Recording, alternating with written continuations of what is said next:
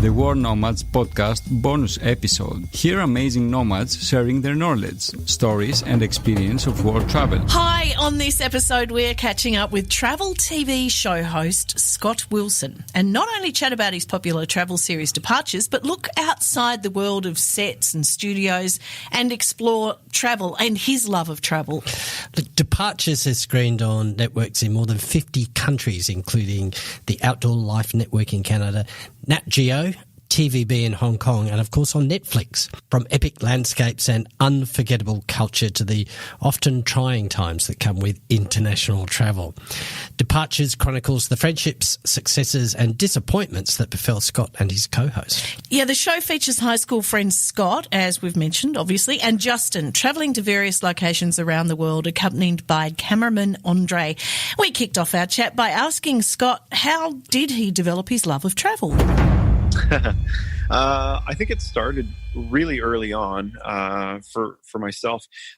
When I was 5 years old, my parents took the family, myself and my brother, across Canada in a fold-down trailer, and we went all the way to British Columbia and back, kind of from the Toronto area where I grew up. And so that was a long journey for a 5-year-old sitting in the back of a non-air-conditioned car all the way, camping all the way out. And I think that was kind of the seed that was planted for a love of travel and an understanding of vast distance and really appreciating the road trip. And from there, I mean, every summer, both my parents were teachers, and so we had summers off together, and we spent the majority of them traveling through the U.S., through Canada, to the East Coast, to the West Coast, and around North America. And I think that was a really good building block for a young guy to understand his own country first and kind of his own surroundings before then starting to branch out and see the rest of the world as well. I know it's a big ask to think back that far, but at that time, do you remember thinking what the most exotic destination imaginable might have been for you at that time? Not really. I mean, I did have a bit of a fascination with Europe and what Europe looked like. My mother was born in Europe, and I was always hearing stories. I never really met either of my grandfathers. They both fought in the Second World War, and I had a fascination and a real keen interest in the Second World War. So trying to picture what those battlefields would have looked like and what those parts of Europe looked like was really ringing true and kind of top of my head when I was younger, for sure. And then you morphed into having your own TV show. How does that, yeah. That's the ultimate, growing up with a passion for travel and then being able to do it and do it in a TV show that was global. I mean, it was Netflix. Yeah. And I mean, it was a lot of steps in between, obviously, and going to film school. And we had myself and my business partner, who was the DOP, Andre. We met in film school, became business partners, and had a chance to work on another travel show at the time. And that really, again, it was a catalyst. A fire was reignited for travel. I started to travel outside of North America for the first time. And I mean, I was 20, 21 years old at that point, only then starting to travel outside of North America. And my first trip was to Zimbabwe, Africa. So it was, jumping in with both feet for sure. And was completely blown away. And the culture shock and all the experience, the animals, everything.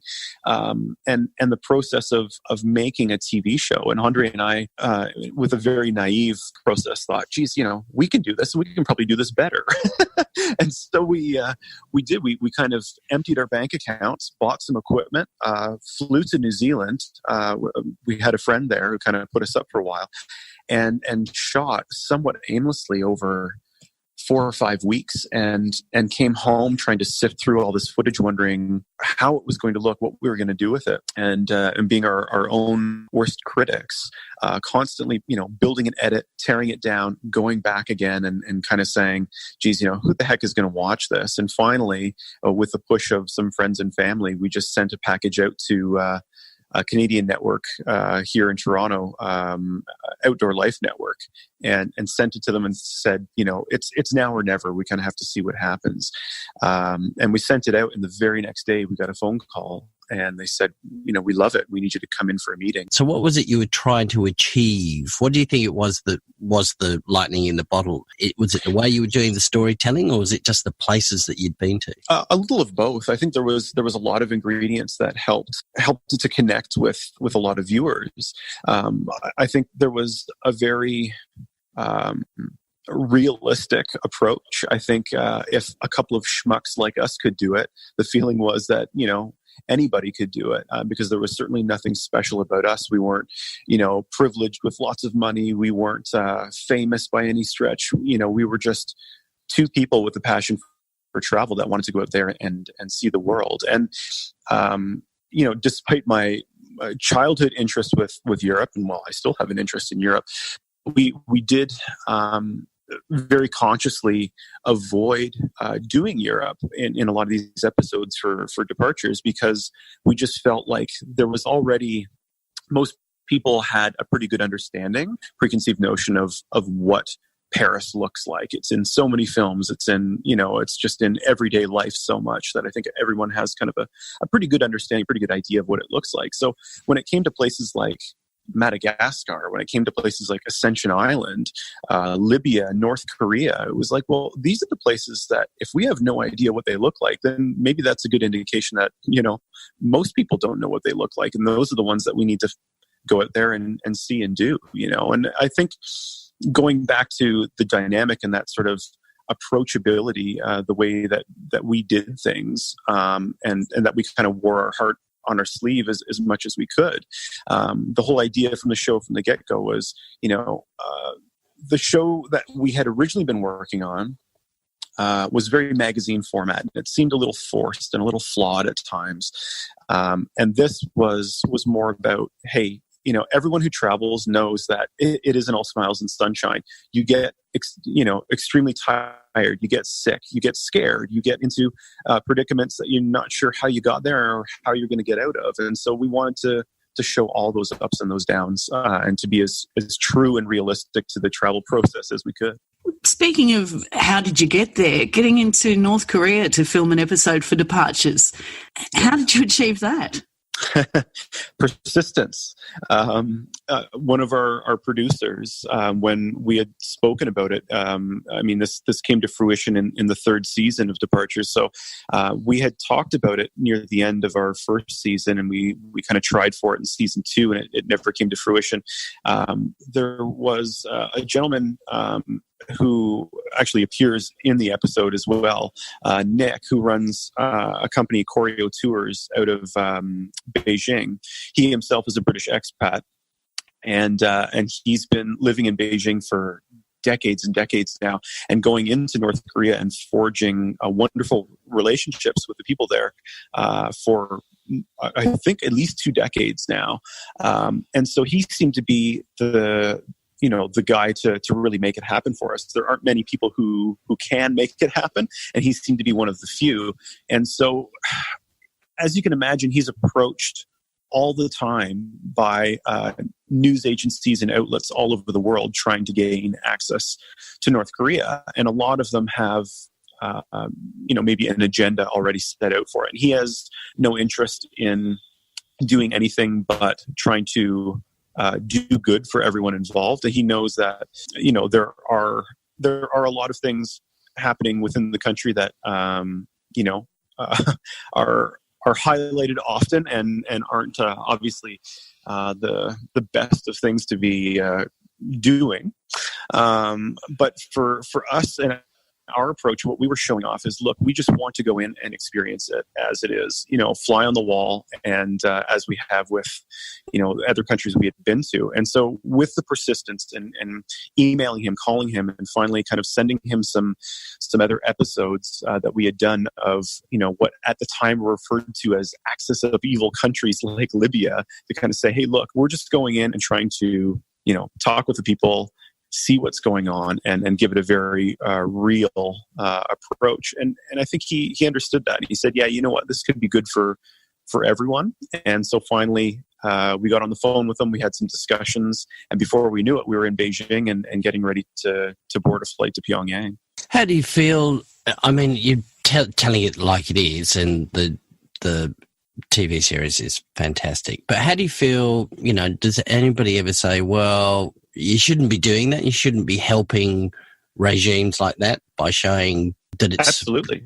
Yeah, absolutely. I mean, I know that clips that we've put on our YouTube channel and everything of the show, of that episode, certainly have probably just as much, if not more, comments than any other. And we knew that it was going to be a hot button item, but our job wasn't to go in and report on the bad things that are going on there. And I think there's nobody that can deny that there are very bad things going on there.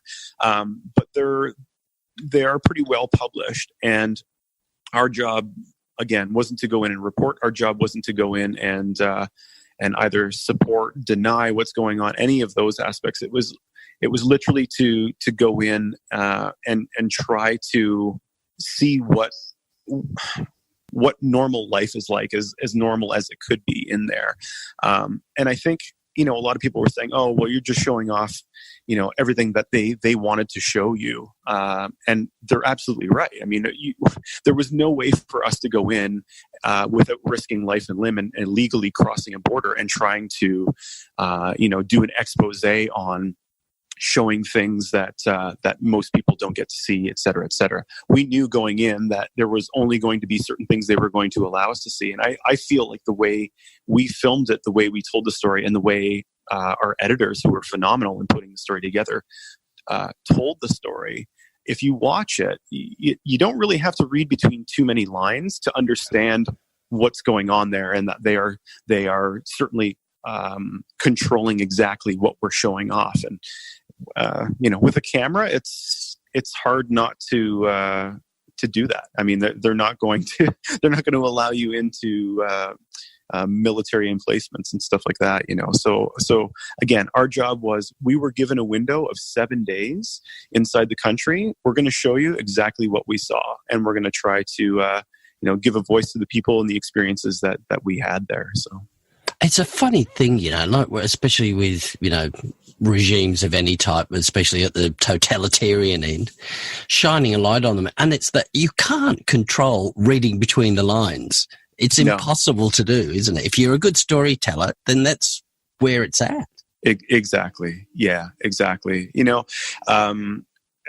We could have not gone, but I think that, like it or not, it's creating, even on our YouTube channel, even, the comments below those clips that we put on, it's creating discussion. And you know what, if that's got to at least lead to some good things. If it's coming on people's radar, people are talking about it. And sure, people have rightfully some pretty strong opinions on North Korea and what's going on there, et cetera, et cetera. But, we were given the opportunity to go and visit. And I think, that may be a once in a lifetime kind of thing. And we had to take it, just like we did with many other places we went. Well, some of the other places as well. You mentioned Libya. I mean, that must have been an experience too.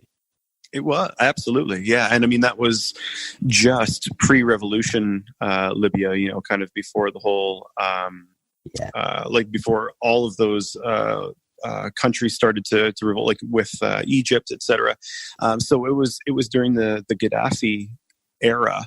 And so that was a very unique experience as well. But what's funny is I remember being in Morocco the weeks leading up to that, and we were kind of fumbling and fighting to get our visa to enter Libya while in Morocco. And the last few days in Morocco, in Casablanca especially, for us, my impression of it, it was a big city, it was a dirty city, and we were a bit travel weary at that point. Everywhere we went, we were getting, hassled for it. It's, the haggling culture in Morocco is very aggressive. And, we were getting to the edge of getting kind of burnt out with the whole experience there. And I remember getting on the plane, in Casablanca, and, the last, officers that were there kind of checking passports and all this sort of stuff. He says in Arabic to the other guy, such and such, he's like, blah, blah, blah, blah, blah. Tripoli, looking at him saying like, as if to say, this guy's going to Tripoli. Can you believe it? And he kind of like swings the boarding pass back at my chest, and he's like, bon voyage. And I'm thinking to myself, like, what does this guy know that I don't know? And yet we land in Tripoli a couple of hours later, and immediately kind of hit the streets with the camera and started walking around. And it was like night and day. It was like, everyone just came out with a smile, and they were like, oh, please come in my shop. And, you'd go in and they would just sit down and offer you tea, and they could care less about selling you anything. They were just like, where are you from? Why are you here? And it was, they just seemed so pleased that someone had actually come from another place to visit and show interest in their country. And I mean, we've had that experience in a lot of places. It was just that we didn't necessarily expect it there, and it was really a breath of fresh air. So it was a wonderful experience. And it's tough when things change for very dramatic or in a very dramatic fashion, like they have in Libya. When you meet people there and you do forge friendships and relationships with people, and then stuff like that happens, and very serious things are happening there. Andre and I talk about it often. We think about some of those people that we met and wondering, are they okay? What's happened to them? And that's tough. In a day and an age where we're so well connected, there still are a lot of places on earth like that where when you leave, North Korea, obviously another one, when we left those people and new friends behind, you kind of give them a hug or shake hands, and you kind of remind yourself, geez, I'm probably never going to see these people again, because, Facebook really isn't an option in some of these places, and you wonder, you lose touch with people. And yeah, it's tough. I mean, it's part of the greater travel experience too, I suppose. The customs agent at the airport in Casablanca didn't bear a remarkable resemblance to Humphrey Bogart by any chance, did he? No, he didn't. But what's funny? What's funny is we kept thinking about the whole like the movie as well, and it kind of everyone everyone wants to leave. Everyone's trying to get out. And we were joking about that at the end, that it's like, we kind of share the same sentiment. We were just ready to get the hell out of Casablanca. We're like, yeah, they were onto something. I mean, I know different things were going on at that time, but hey, we get it. We get it. Well, 60 countries and 3 seasons of departures. Then you decided that you needed to see the other 70% of the world, which is the oceans, and you launched a TV series, Descending. Yeah, it was actually during our second season of Departures where we had our first taste of scuba diving in Brazil. We had the opportunity kind of presented itself, and we thought, well, we've got to do it. And none of us had ever been before. None of us had ever been diving before, and we loved the experience. I remember Andre and I talking about it, the night before, and I was a bit hesitant. I was thinking, geez, can I fake a cold so that I don't have to dive? Can I kind of weasel my way out of this in one way, shape, or form? And in the end, kind of going forward, because I'd always had a problem, even duck diving in a pool or in the lakes here in the summer.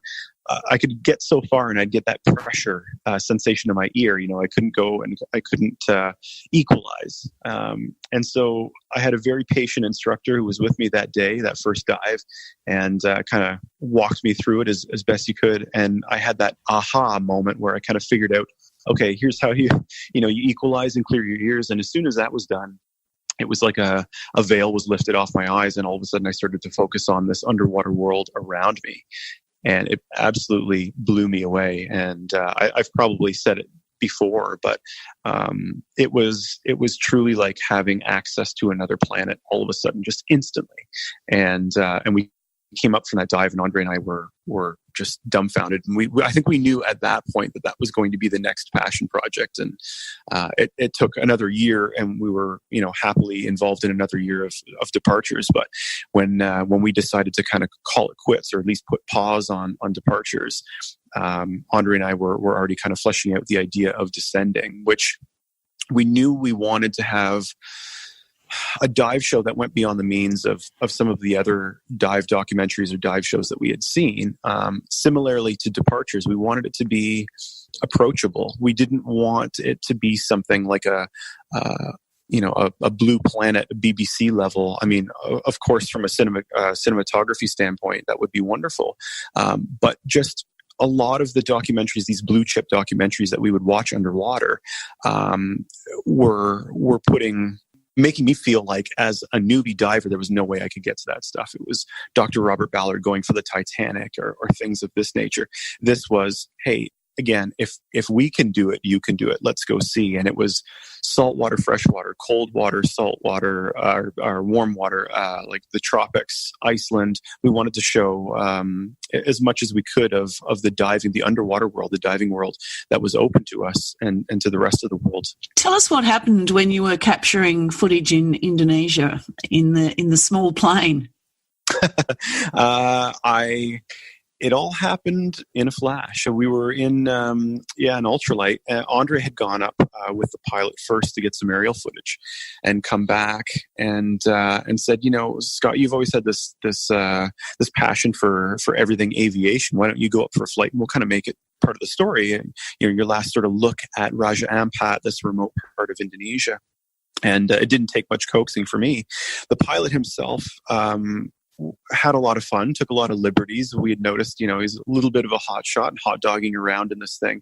And I think it got the better of him when I went up with him, and we kind of flying around and having a look at some of the remote parts there of Raja Ampat.